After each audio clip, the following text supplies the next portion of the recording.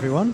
For those who don't know me, I'm Charlie, and I'm a little nervous, to be honest, not only to speak in front of such a large audience, but because I'd like to start my talk with a confession, one that may shock my students.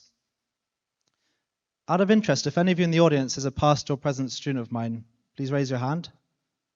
Okay, there's quite a few of you here tonight. Well, when I was 16, so close to your age, I have to admit, I skipped school.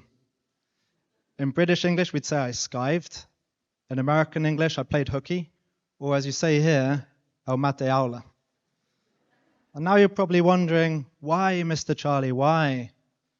So actually, I was falling behind in my French class, and somehow I managed to persuade my parents that the best possible way for me to improve and catch up, instead of going to classes, would be to spend a week alone in Paris. To be honest with you, I think I mostly wanted an adventure, but my plan kind of worked.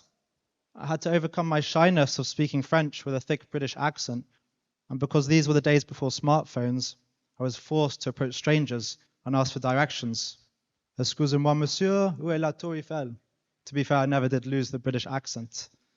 What surprised me the most, though, was the people. The Parisians I met were nothing like the snooty stereotype. They were patient, and they were more than happy to help. And I had a sudden realization, learning a language is a key to a whole other world, and getting to know people from other countries was no longer intimidating for me, it was exhilarating. Of course, I'm not sharing this story to encourage my students to skip school, please don't, but because I think that experience marked the beginning of my journey toward becoming a global citizen. And in this talk this evening, I'd like to share more about my experience and thoughts on what global citizenship means to me. So at age 18, I left home for the first time and moved to Quebec, Canada, where I worked in a ski resort. This was my first experience of living abroad, and I was hooked.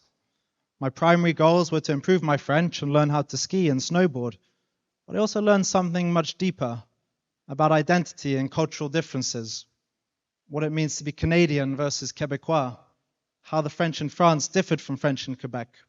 For example, instead of calling my former girlfriend ma petite amie, I had to call her ma blonde, even though she was definitely brunette. I found these differences confusing, but fascinating. Soon I discovered I wasn't just addicted to travel, I was addicted to experiencing different cultures more deeply. Not passing through places quickly, but slow travel. Living somewhere, working there, experiencing daily life, making local friends, learning the language, or at least attempting to. Before long, my goal of becoming a global citizen had turned into a life mission. So, at 19, when I left Canada, I promised myself that I would live in every continent. Well, except for Antarctica, because actually Canada's cold enough. Now, for the sake of time, I'm going to fast forward through the next decade or so. I returned to the UK, where I studied law and French, which enabled me to spend a year abroad in France as part of the Erasmus scheme, a program I wish the UK was still a part of.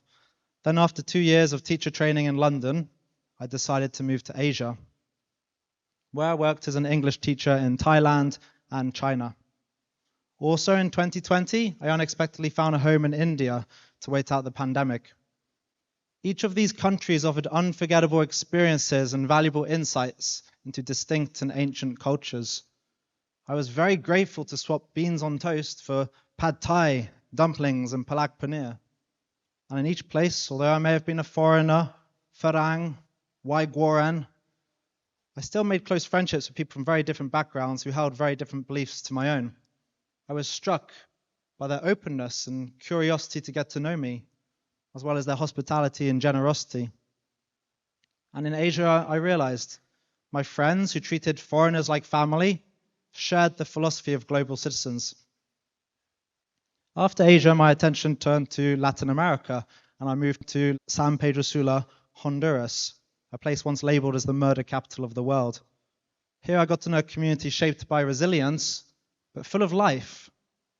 Yet again, I made genuine connections with lovely people, with the quetrachos as they call themselves. And they taught this gringo loco to hablar español, bailar salsa, y comer baleadas. Que riquísimo. And now I find myself here in Porto Alegre, Brazil, surrounded by gaúcho friends and colleagues in the proud state of Rio Grande do Sul. I don't think you'll be offended if I point out a stereotype I've heard from some other Brazilians while traveling, that gauchos are famously unfriendly.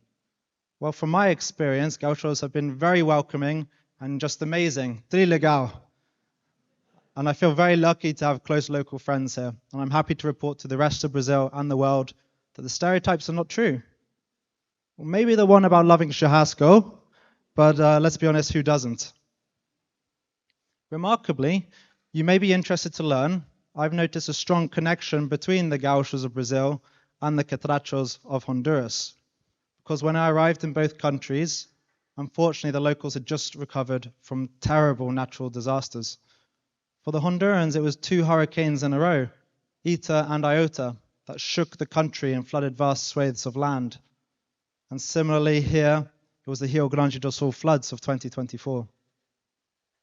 Although I arrived at a time when both countries had mostly recovered, the memory was still raw, and I listened intently to countless stories of heroism about neighbors who banded together to support each other and fight for the survival and recovery of the local communities.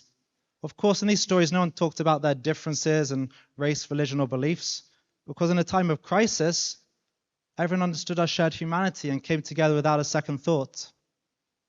As we remember those uncertain times, I think it's important to take a moment to recognize and celebrate you, the audience, and your community for coming together, uniting, and showing the world what can be achieved when people work together. Please give yourselves a round of applause.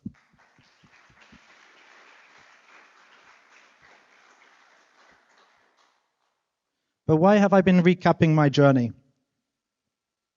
Well, in short, I'm well on my way to achieving a goal I set for myself all those years ago, to live in each continent and gain a deeper understanding of global citizenship.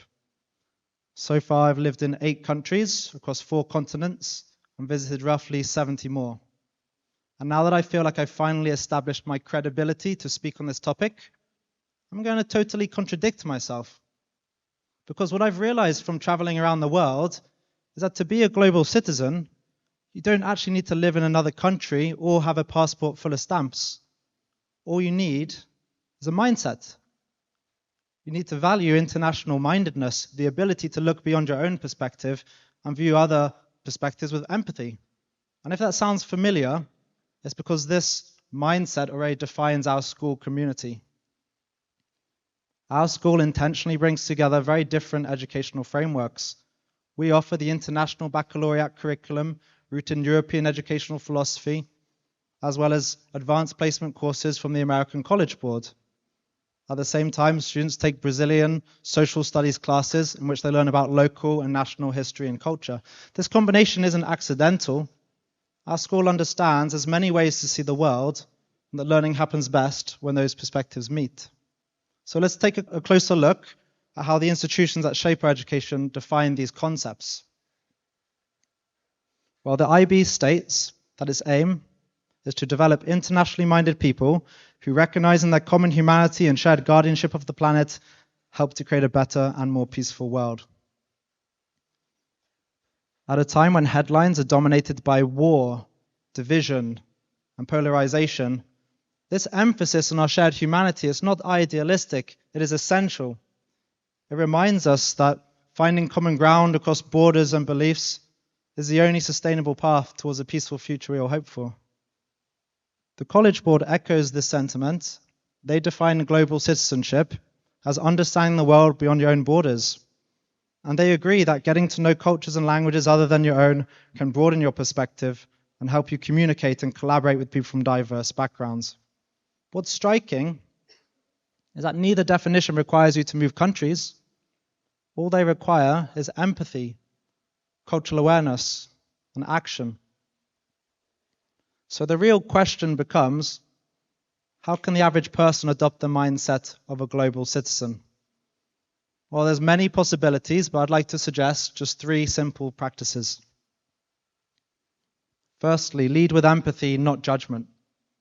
Stereotypes dissolve when we ask questions instead of making assumptions. The next time we meet someone whose beliefs are different to our own, our first instinct shouldn't be to challenge them. It should be to seek to understand, So let's make a habit out of finding common ground and respecting other points of view. Secondly, learn another language. Language is more than vocabulary. It's communication, cultural awareness, and connection. When you learn a language, you don't just gain a skill, you gain access. Access to new friendships, access to new perspectives, and access to a version of yourself that listens more actively and speaks with more care. Third and finally, take action wherever you are.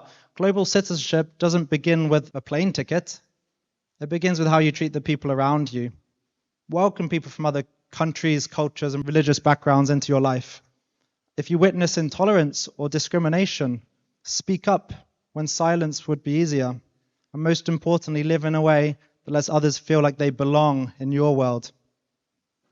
So next, I'd like to do a little survey just to check something really quickly. And I'd appreciate audience participation. So everyone in the audience, please raise your hand if you're friends with someone from another country, religious background, or race. Please keep your hand up or raise your hand if you speak or are learning another language. Please keep your hand up or raise your hand if you've ever helped someone you didn't know. Take a look around. As you can see, we are surrounded by global citizens, and I know I can count on you to keep sharing this philosophy with the people you meet. Finally, I'd like to end with a quote by Kofi Annan, former Secretary General of the United Nations, who said, "I'm often asked what people can do to become a good global citizen. I reply that it begins in your own community." Thank you for listening. Thank you.